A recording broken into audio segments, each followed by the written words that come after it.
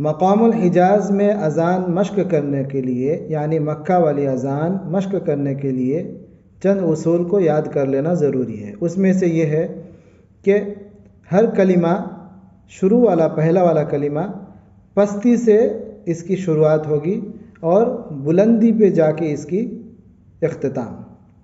पस्ती से शुरू, बुलंदी पे जाके ख़त्म। दूसरा वाला कलिमा बुलंदी पे शुरू, पस्ती पे आके ख़त्म।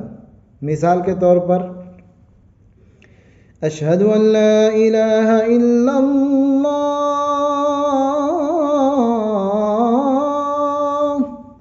ये बुलंदी पे ख़त्म हुई, पस्ती से शुरू हुई।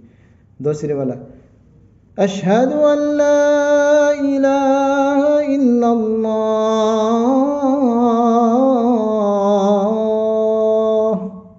ये पस्ती पे ख़त्म।